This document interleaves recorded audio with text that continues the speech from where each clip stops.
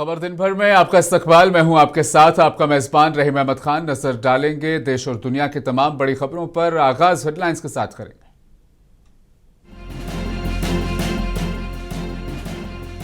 Operation सिंदूर के दौरान तीनों मुसल्लह अफवाज के बीच गैर मामूली हम आहंगी ने पाकिस्तान को घुटने टेकने पर किया मजबूर। पीएम मोदी का बयान।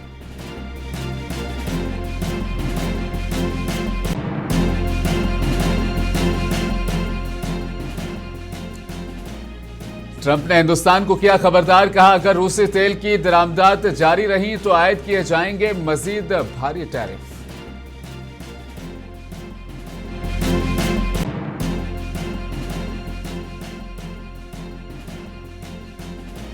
बिहार में आरजेडी ने 143 उम्मीदवारों की जारी की फहरिस्त। 12 सीटों पर महागठबंधन के उम्मीदवार के बीच होगा मुकाबला।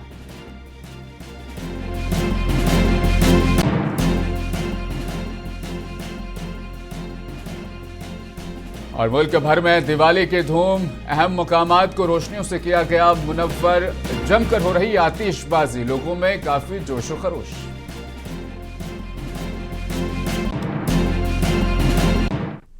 तो मुल्क भर में दिवाली त्योहार की धूम है। रोशनियों का यह त्योहार पूरे जोशो खरोश और मजहबी अकीदत के साथ मनाया जा रहा है। इस मुनासिबत से दारुल हुकूमत दिल्ली समेत मुख्तलिफ रियासतों में अहम तस्वीरें वहां से दरअसल सामने आ रही है। इमारतों और मकामात को रोशनियों से मुनव्वर किया गया है। घरों और सहनों में दिए रोशन किए गए हैं।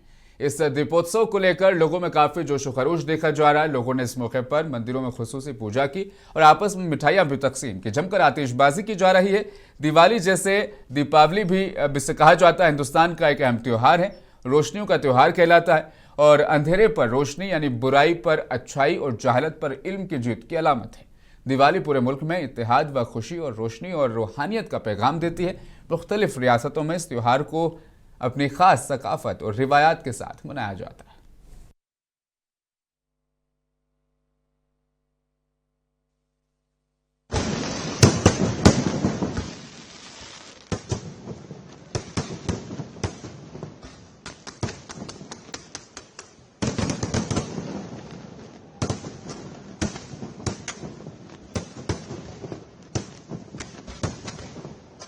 I'm from Pochampalli. So, how do you celebrate Diwali? yeah, so good. Every time we used to celebrate Diwali at home in my village. So, this time we planned with my friends here, so enjoying a lot. This is the first time I'm celebrating Hyderabad in Hyderabad. So, particularly this place, everyone is enjoying, so looking so good to see and very nice feeling of this. My name is Tirmalesh. I am from Budan, Pochampalli. How do you celebrate Diwali? This time we will celebrating very well because every time we will celebrate with my parents, but this time we will I am celebrating with my friends. I am very happy because in home we are only we will celebrate every time with parents, but this time वज़ीर आज़म नरेंद्र मोदी ने पीर को गोवा के साहिल पर INS Vikrant पर सवार हिंदुस्तानी बहरिये के एहलकारों के साथ दिवाली मनाई। इस मौके पर पीएम मोदी ने हिंदुस्तानी बहरिये की सलाहियतों और तीनों मुसल्लह अफवाज के दरमियान हम आहंगी की तारीफ की, जिन्होंने ऑपरेशन सिंदूर के दौरान पाकिस्तान को घुटने टेकने पर मजबूर कर दिया। बहरिया के जवानों से खिताब करते हुए पीएम मोदी ने कहा कि वो दिवाली के इस मौके पर अपनी मुसल्लह अफवाज को सलाम पेश करते हैं। हिंदुस्तानी बहरिया ने हिम्मत बहादुरी के साथ अपना दबदबा कायम किया और पाकिस्तान को घुटने टेकने पर मजबूर कर दिया। उन्होंने यह भी कहा कि INS विक्रांत सिर्फ एक जंगी जहाज नहीं बल्कि हिंदुस्तान की मेहनत, हुनर और अज़्म का सबूत है। विक्रांत ने अपने नाम से ही पूरे पाकिस्तान की रातों की नींद उड़ा दी थी।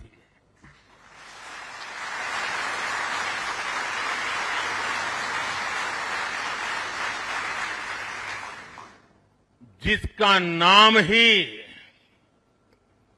दुश्मन के साहस का अंत कर दे, वो है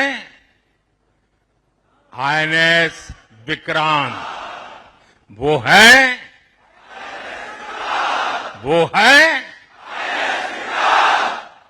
साथियों, मैं इस अवसर पर हमारी सेनाओं को खास तौर पर सैल्यूट। बीएसएफ के जवान हिंदुस्तान बांग्लादेश सरहद के फुलबारी में दिवाली मना रहे हैं। बीएसएफ कांस्टेबल दिव्या ठाकुर का कहना है कि हम बॉर्डर सिक्योरिटी फोर्स हैं, हम सरहद की हिफाजत करते हुए दिवाली की खुशी मना रहे हैं। हमने दिए रोशन किए, मिठाइयाँ तकसीम की और एक दूसरे को मुबारकबाद दी। ये भी हमारा खानदान है, यहाँ के लोग भी हमारा खानदान है, लिहाजा हम हर त्योहार को इसी तरह मनाते हैं। हमने बहुत लुत्फ उठाया।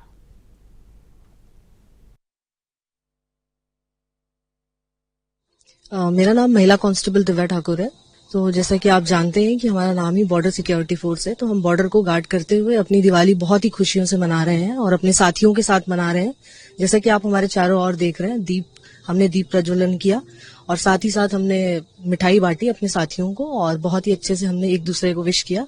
तो हमें बहुत अच्छा लग रहा है कि हमने आज इस पावन अवसर पे एक दूसरे को मिठाइयां दी और बहुत ही अच्छे से हमने सेलिब्रेट किया। ये भी हमारा एक परिवार है, जैसा कि आप जानते हैं कि यहाँ पे भी आसपास जितने भी लोग हैं ये सब हमारा परिवार है। तो हम इनके साथ भी अपनी दिवाली इसी तरीके से, हम हर त्योहार इसी तरीके से सेलिब्रेट करते हैं जैसे आज दिवाली कर रहे हैं। बहुत बहुत बहुत ज्यादा एंजॉय किया। जैसा कि आप मेरे हरियाणा के सीएम नायब सिंह सैनी ने दिवाली के मौके पर अवाम से मुलाकात की। इस दौरान लोगों ने नायब सैनी को तोहफे भी पेश किए और रोशनियों के इस त्योहार की मुबारकबाद पेश की। इस मौके पर नायब सैनी ने कहा कि लोगों के दरमियान रहना और उनके जज्बात और तवक्कुआत को सुनना हमारी खिदमत के अज़्म को नई तवानाई और तहरीक देता है। उन्होंने कहा कि रोशनी का त्योहार हर शख्स की जिंदगी में खुशहाली और भलाई लाए। उत्तराखंड के सीएम पुष्कर सिंह धामी ने देहरादून के चक्रतार मुकामी ताजिरों से मुलाकात की और उनके मसाइल से आगाही हासिल की। इस दौरान वज़ीर आला ने दिए भी खरीदे। पुष्कर धामी ने सभी को दिवाली की मुबारकबाद पेश की।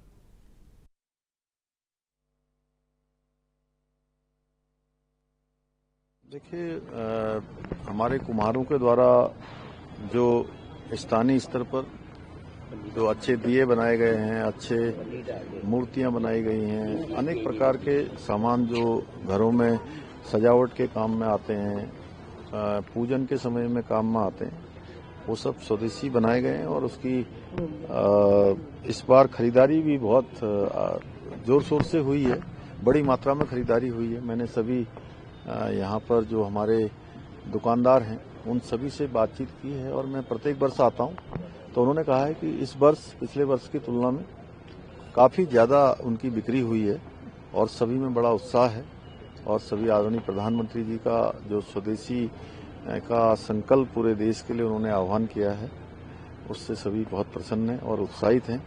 और पूरे देश के अंदर भी आज और उत्तराखंड के अंदर भी लोगों ने स्वदेशी उत्पादों की बड़ी मात्रा में खरीदारी की है और साथ ही जो जीएसटी में रिडक्शन हुआ है, जीएसटी की दरें संशोधित हुई हैं, उसमें कमी हुई है, उसके कारण से भी रोजमर्रा के सामान इस दीपोत्सव पर, इस दीपावली पर लोगों ने बहुत बड़ी मात्रा में खरीदे हैं।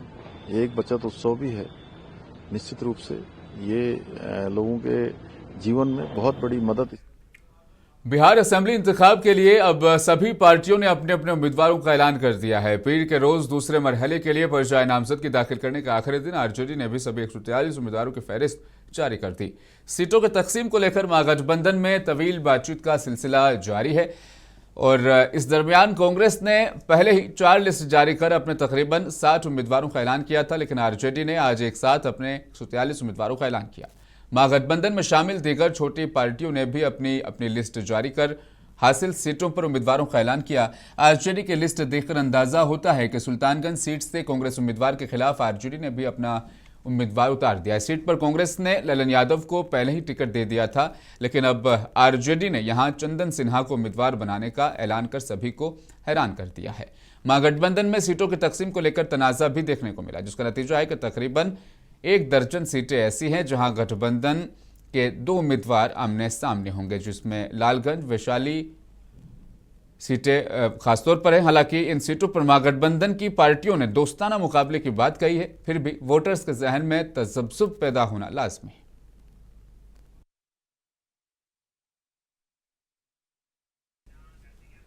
पूर्णिया से एक आजाद रुकन पार्लियामेंट पप्पू यादव ने महागठबंधन की हिकमत अमली और टिकटों की तकसीम पर नाराजगी का इजहार किया। उन्होंने 12 हलकों में दोनों पार्टियों के उम्मीदवार खड़े किए जाने पर सवाल करते हुए कहा कि क्या इत्तेहाद इस तरह कामयाब हो सकता है। पप्पू यादव ने मजीद कहा, इत्तेहाद के लीडरों को आपस में तालमेल की जरूरत है। हमको एक सीट नहीं मिलता, कांग्रेस पार्टी मूल्यों से और सिद्धांतों से चलती है, वो डिसिप्लिन पार्टी है। और अफाक जी को तो उंगली पकड़ के चलना सिखाए। जिला परिषद अध्यक्ष में 80 लाख रुपया अफाक जी को दिया। जब इन लोगों ने राज्यसभा में पैसा लेके क्रॉस वोटिंग किया था तब भी कांग्रेस नाराज थी। मंत्रिमंडल में रंजीत रंजन जी ने बनवाया तब याद ही नहीं है। और जिस वर्कर को कांग्रेस ने टिकट दिया है वो तो 2 कट्ठा जमीन भी नहीं है, पैर में चप्पल में नहीं। लगभग जगहों पर कांग्रेस ने तो गरीब वर्कर को टिकट दिया। आप मनोज विश्वास को देखिए, सुबोध मंडल को देखिए, कौन तो मतलब है। आप हमको बताओ, हमारे क्षेत्र आप टिकट कटवा रहे हैं, कह रहे हैं आपके कारण अव्यवस्था फैल गई है। जो बोला नहीं, अव्यवस्था फैल गई। राजेश राम ने भी बोला कि ये कि इस तरह से पार्टी नहीं आप कुछ भी बोल देना आपको, आप नया लैंग्वेज सेट करते हैं। जुम्मा आपको 4 दिन नहीं हुआ है। टीएमसी लीडर कुणाल घोष का कहना है कि मरकजी हुकूमत मगरबी बंगाल को मुनासिब फंड्स फराहम न करते हुए रियासत की तौहीन कर रही है। उन्होंने कहा कि बंगाल में भी कई इलाके सैलाब की वजह से मुतासिर हुए हैं, लेकिन मरकजी हुकूमत बंगाल को 1 रुपया नहीं दे रही, लेकिन साथ ही वो बीजेपी के ज़ेर इक़्तिदार महाराष्ट्र को पैसे दे रही है। बीजेपी के पर कैसे तवक्को किया जा सकता है कि बंगाल के लोग उनका साथ देंगे। But central government is not giving a single rupee to Bengal. But same time, they are giving the money to BJP ruled Maharashtra. This is, Bengal is being deprived. So why people of Bengal, how can BJP expect that people of Bengal, they will support them? Why they will support them? When their leaders are going to the villages are asking, where is our remuneration of 100 days Manrega? Where is the fund of Abbas? Didi is giving. But this is your responsibility. But you are depriving us. This is the problem. Delhi NRC की हवा के मयार पर दिवाली के दौरान कौमी दारुल हुकूमत में ग्रेड 2 के तहत पाबंदियां नाफिज की गई। Commission fire air quality management का यह इक़दाम उस वक्त सामने आया जब मौसमियाती हालात और दिवाली के दौरान पटाखे फोड़ने के साथ आलूदगी की सतह आने वाले दिनों में शदीद सतह तक गिरने की उम्मीद है।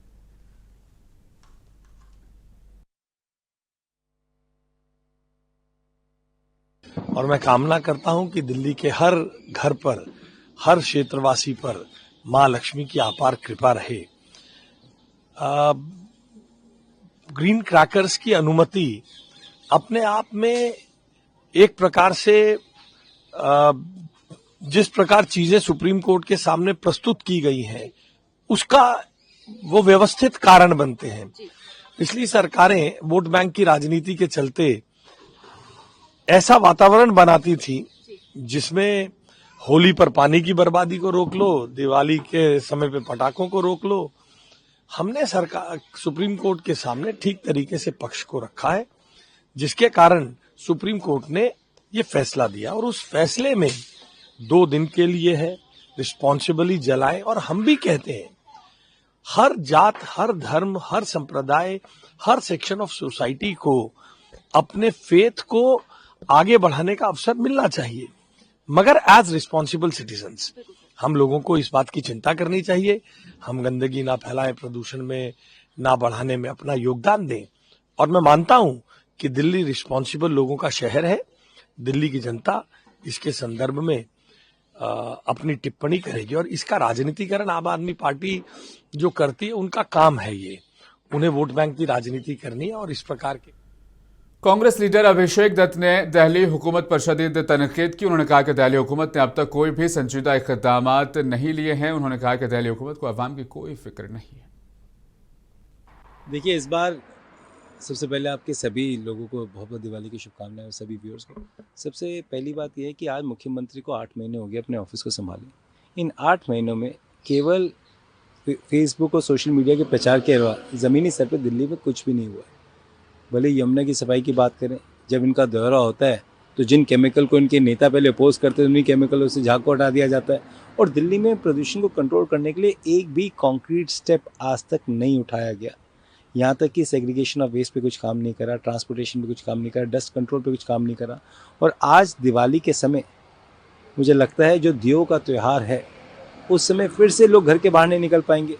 और पोल्यूशन से कितने लोगों की मौत होती है, भले वो बुजुर्ग हो, एस्थमेटिक लोग हो, सीनियर सिटीजन्स हो, छोटे बच्चे हों, घर के अंदर फिर वो बंद हो जाते हैं, स्कूल्स बंद हो जाएंगे। दैट शोज कि आज 4 इंजन की सरकार दिल्ली में है and they have done nothing in the last 8 months। This Diwali they should take a pledge that they want to work for the people of Delhi, not for themselves. अब तक जो नजर आता है मुख्यमंत्री और उनके विधायक केवल प्रचार की राजनीति करते। बल्दियाती इंतखाबात से कबल इलेक्शन कमीशन ऑफ इंडिया पर तनकीद करते हुए महाराष्ट्र नवनिर्माण सेना मनसे के सरबराह राज ठाकरे ने दावा किया है कि मौसूल होने वाली मालूमात के मुताबिक 96 लाख फर्जी वोटरों को शामिल किया गया है।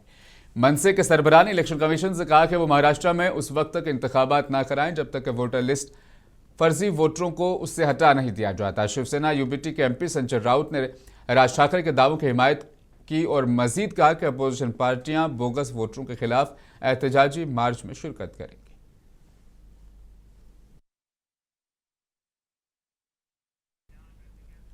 समाजवादी पार्टी के रियासती सदर अबू आसिम आजमी का कहना है कि वो मनसे सरबराह राज ठाकरे के बयान का खैर मकदम करते हैं। अबू आजमी ने कहा कि रियासत में अपोजिशन के कई बड़े लीडर इलेक्शन हार गए हैं और बीजेपी जीत गई, नतायज में बहुत फर्क पाया गया। अबू आजमी ने गलत नाम वोटर लिस्ट से हटाने की मांग की।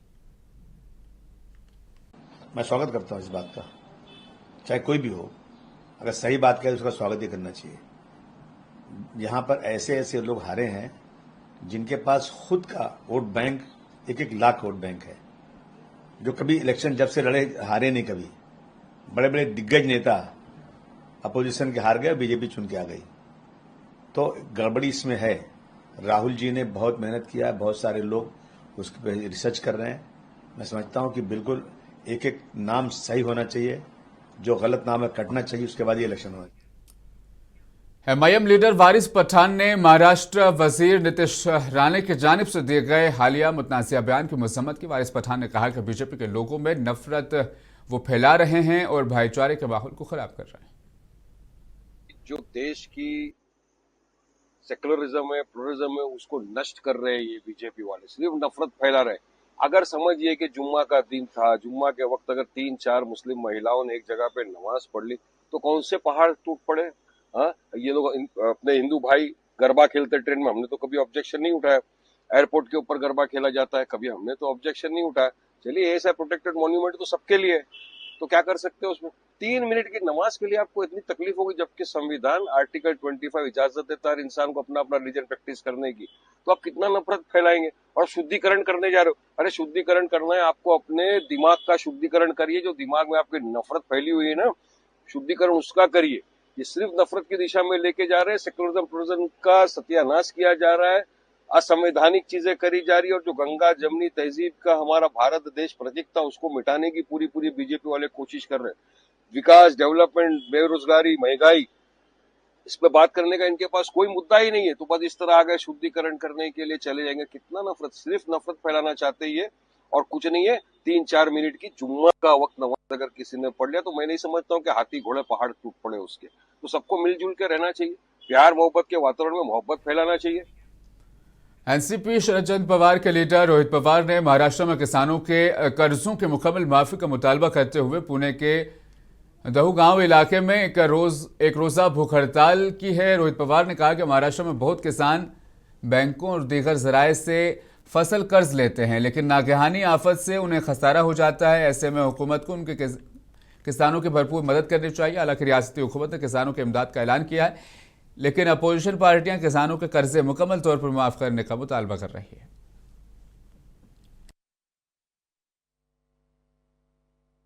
हमारी सरकार से मांगनी है कि किसानों को कर्ज माफी वापस की जाए, क्योंकि इलेक्शन के वक्त उन्होंने आपने शब्द दिया था किसानों को, अभी वो टाइम आ गया किसानों को मदद करने का। उसी के साथ जो अभी बहुत बड़ी बारिश महाराष्ट्र में हुई थी, जिसके कारण किसानों को बहुत बड़ा नुकसान हुआ था, उसके लिए सरकार ने बहुत कम मदद दी। वो मदद 50,000 रुपए पर हेक्टर होनी चाहिए। उसी के साथ हमारे जो खेत मजदूर है उनको भी मदद होनी चाहिए। इस सब विषय के लिए सरकार का ध्यान ये महत्वपूर्ण विषय के तरफ जाना चाहिए, इसलिए हम यहाँ पे आंदोलन कर रहे हैं, उपोषण कर रहे हैं।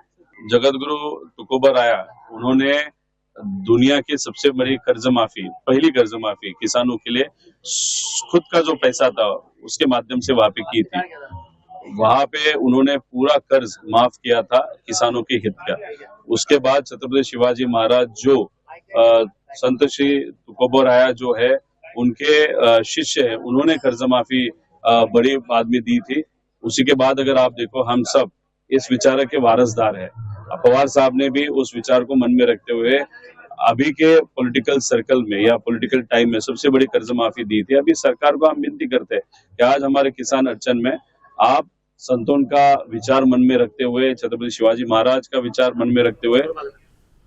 आंध्र प्रदेश सरकार ने दिवाली के मौके पर सरकारी मुलाजमीन और पेंशनर्स के लिए 3.64% डीए में इजाफा करने का ऐलान कर लिया है। यह इजाफा 1 जनवरी 2024 से लागू होगा। पेंशनर्स और फैमिली पेंशनर्स को भी इसी तनासुब से डीआरए में इजाफा दिया जाएगा। यह फैसला मालियाती सेक्रेटरी पीयूष कुमार के हुक्मनामे के तहत किया गया और मुतल्लिका हुकाम को फौरी इक़दाम करने की हिदायत दी गई है।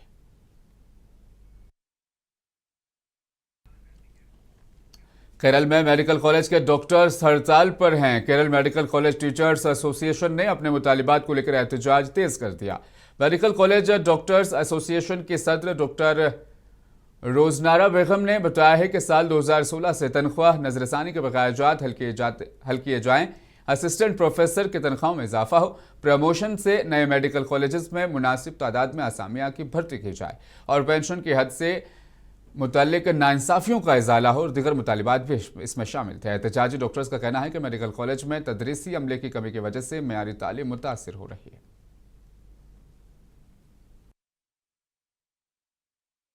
Medical College Teachers Association is going on to intensify our protest and strike mode based on our various demands which we had presented before the authorities even years before, and it has been going on for so many years and we are not receiving any response, any positive response from the authorities.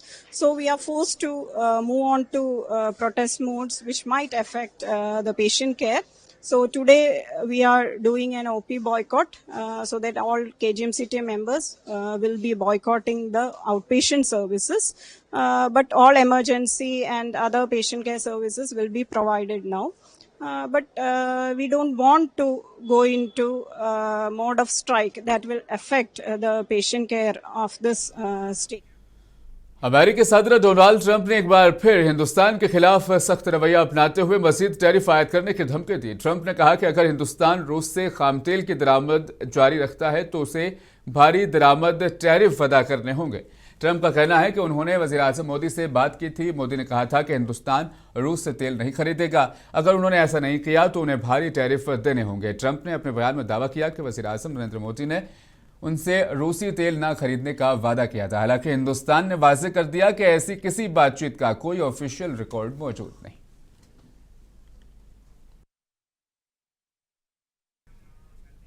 अमेरिकी नायब सदर JD Vance ने कहा कि यह Israel और Hamas के दरमियान तय पाने वाला जंगबंदी का मुआहिदा कायम रखना आसान नहीं होगा और इस दौरान मुख्तलिफ खिलाफ वर्जियां मुतवक्के हैं। उन्होंने कहा कि सूरत हाल बिलाशुबा मिसाली नहीं है, तहम उनका कहना था कि 10 अक्टूबर से नाफिज होने वाला ये मुआहिदा इजराइल और उसके हमसाया ममालिक के दरमियान पायदार अमन की राह हमवार कर सकता है।